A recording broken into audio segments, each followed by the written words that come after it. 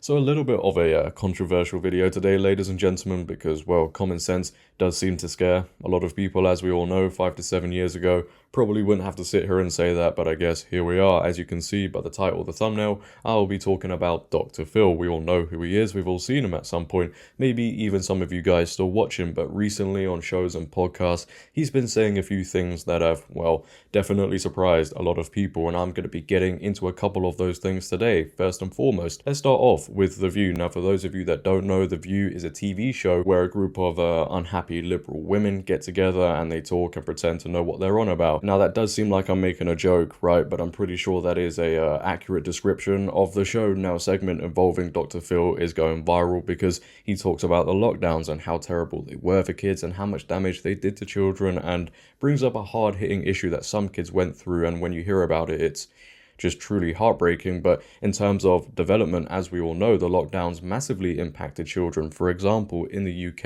it was reported lockdown harm to children was preventable and had long-lasting and era-defining impacts, ministers were told. 3 years on, and many children and families are paying the price for the mistakes that were made. So many of the long-term problems arising from CV could have been alleviated or even prevented altogether had the interests of children been made a top priority by the government. This must never happen again. The number of children who were looking for mental health treatment surged during the pandemic, while a survey of 6,000 parents found that almost half of their children had suffered emotional development problems because of CV. The proportion of children able to read, write, and do maths to the required standard by the end of primary school also dropped. Meanwhile, school absences have also risen considerably since the pandemic, and that is just a number of consequences children are now facing. There are many more out there, but you just look back at it all, you know, every single day everybody was told, oh, younger people, kids would be least affected by it. Yes, kids did die, but the numbers in comparison to other age groups is extremely low. But the people in charge knew kids, young people would be least affected by this, and they still locked down schools. The group of people at the time, let's be real about this, who were least affected by it are now going to be paying the biggest price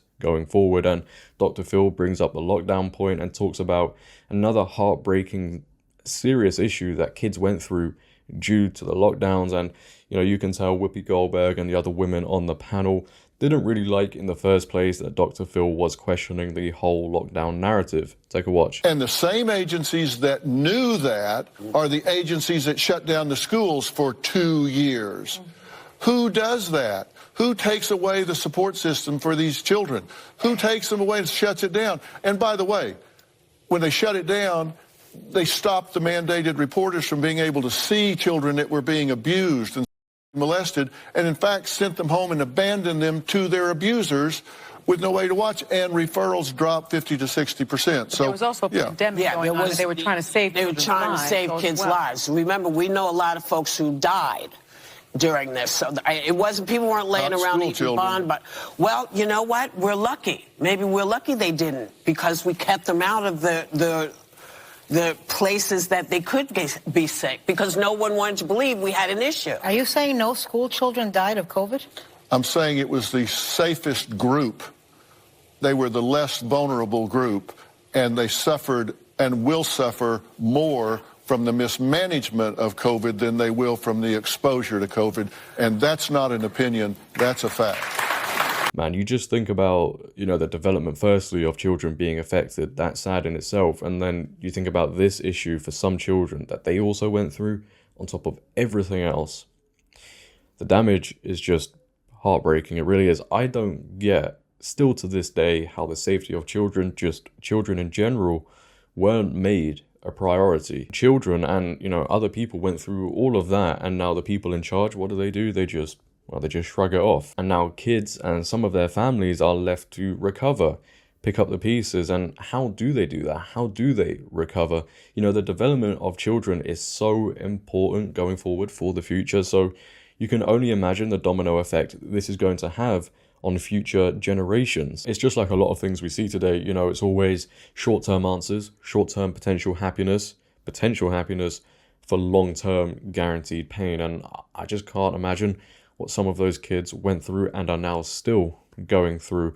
And with short-term potential happiness for guaranteed long-term pain, you can apply that For this next issue that Dr. Phil spoke about on the Joe Rogan podcast, this one was all about gender affirming care and how it's affecting kids. Look, we all know kids should be nowhere near it. It is child abuse at the end of the day. The fact that a kid who doesn't know left from right can one day say they are the opposite gender for whatever reason, and then that is taken seriously and pushed down the medical route and so on and so forth down the line.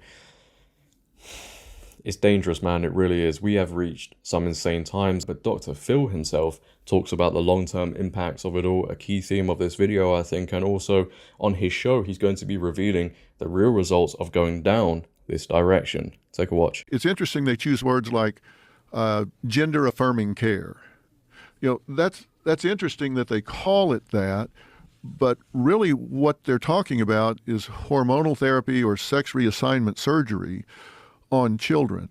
And in fairness, the American Medical Association, the American Academy of Pediatrics, the American Endocrine Society, or whatever the exact name of that is, all of the major medical associations have signed off on this, Joe. They've signed off on it. And I have never seen those organizations sign off on anything with less information as to whether or not it does long-term harm of anything in my life. And when I ask about that, when I bring that up, then they immediately label you as transphobic. And I thought that the deal was first do no harm. And all of the European countries, you know, Sweden, Norway, they've all stopped doing it because they say, we cannot say in good conscience that this does no harm, because it does harm. If you look at the long-term consequences, if someone changes their mind at 10, 11, 12, 13 years old, they can't decide which pajamas they want to wear at night. And their reason for doing it is it stops this drive for suicide, that there's a suicide epidemic. It doesn't fix that. It doesn't fix all the comorbid issues that come along with feeling like they're in the wrong body. But yet they're pushing this, and we're going to do some shows that are already taped that are revealing what the real results of this are. And I think people are going to be shocked that these medical organizations have signed off on this. I think they've just given in to the pressure.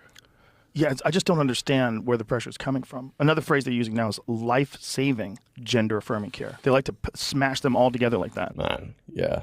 Life-saving gender-affirming care. That's the term they're now using, isn't it, or have been using for quite some time. And why do they use that? It's not just by accident or whatever. I do think it's there to emotionally guilt-trip people, because when, let's say, the average person hears it's life-saving, they're going to feel guilty about not agreeing with it and not allowing young adults, kids, to go down this route. That's what it's really all about. It's just constant emotional guilt trip. You can see it everywhere. This is why the buzzwords always come out, and they never talk about what happens to people afterwards, you know, the real impacts of it all. And I think that's something everybody needs to be focusing on, because the results aren't sunshine and rainbows. You know, like he said, when you start to question this and you start to worry about what is happening to kids, you get labeled the classic, oh, you're transphobic or you're a bigot.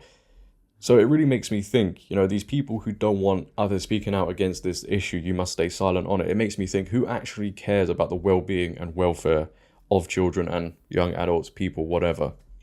I don't think it's the woke activists. That's pretty clear to see. Just like a lot of other issues, let's say the first one we also talked about, people put their agendas ahead of the well-being of kids and the welfare of them.